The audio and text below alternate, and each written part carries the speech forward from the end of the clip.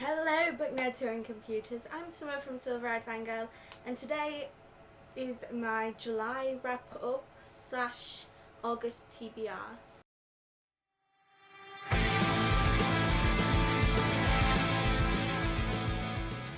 I wasn't sure whether to start doing these monthly wrap ups because there are months that go by where I don't read anything, but then there's months that go by where I read loads.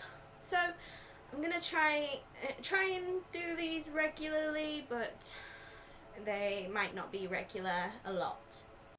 In July, I read a total of 9 books, which I'm quite proud of because that's the most I've read in any month at all.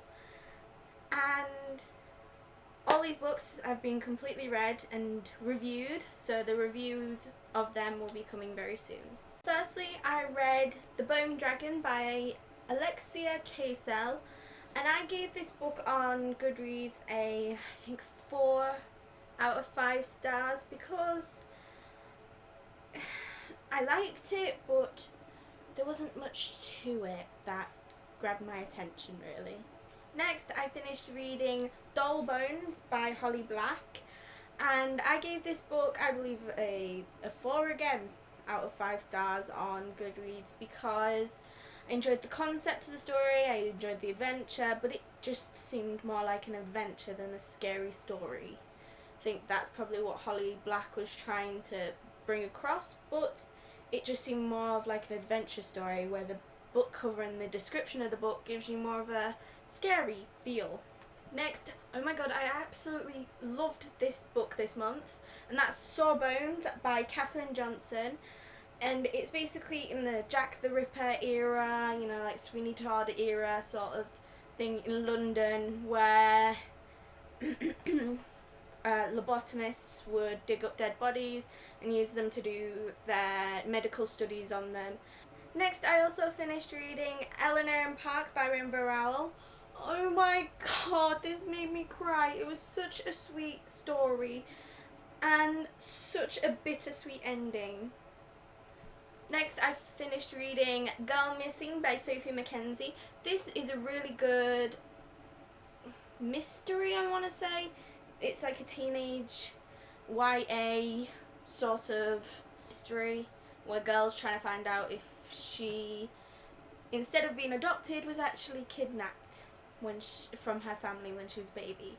Next, I don't know what it's been, but I've been really into my contemporary novels, like I said, and I also in July finished Diary of a Crush, French Kiss, and it's basically following this girl called Edie, well, her full name is Edith, as she moves to a new school and falls in love straight away with a guy there, which that put me off a bit because there wasn't anything there that, you know, it built up to her falling in love with him. It just immediately, the second she saw him, she's like, this guy's my soulmate. Next, I also finished How I Live Now by Meg Rosoff. I have very mixed feelings about this book, but again, I will be reviewing these books, so my full feelings will be in the reviews. I also finished A Monster Calls by Patrick Ness. This is probably one of my favourite books of this year so far. It was a lovely story. The ending was so tear-jerking. I actually cried when I finished reading this book. And the last book I read this month was Tinder by Sally Gardner. Again, I have very mixed feelings about this book. It, on one hand, was very Tim Burton-like, but on the other hand, it was so strange that I didn't want to read it anymore, if you catch my drift.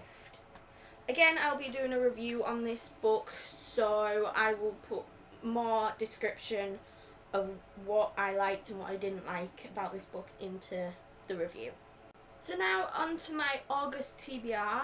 I would like to read all these books in August, but I probably won't. I'll probably read only some of it, or I might read more than my TBR in this video, so that will be what my August wrap up is. I would like to finish reading Valentine Joe by Rebecca Stevens. It's only a short book. It's 150 pages long. and I'm about 3 pages in. No, I'm 14 pages into the story, and so far it is really good, and I'd like to finish this in August. I'd also like to start reading If I Stay by Gail Foreman due to I think the movie's coming out this month across here, I'm not 100% sure, but I've been after reading this book for a very long time, so this month I would like to start reading this book. Next, another book that I would like to complete reading because the story grabbed me so much that I actually started reading a few chapters of this book, but didn't get to finish it because of rehearsals, is Asylum by Madeleine Roux, and the story really does capture my attention because I like things to do with the supernatural, scariness, and the pictures in this is quite creepy. So next, I won't be doing a review on this book because it's a non-fiction. I don't usually do reviews on non-fiction, and that is This Star Won't Go Out by Esther Earl and the collection of her little journal entries and stuff like that. I'd like to finish reading this because I'm about 102 pages in, and this girl is so amazing and inspirational. If you have a chance to read this book, please do. And finally, I would like to start reading The Umbrella Academy, the first graphic novel in the series by Gerard Way, because it's been a long time since I have read a graphic novel, so why not start with a really awesome series. So that was my July wrap up and my August TBR. I will come back next month with a August wrap up, I hope. But until then, thank you guys for watching. Please subscribe, don't forget your local library, and keep reading. Bye!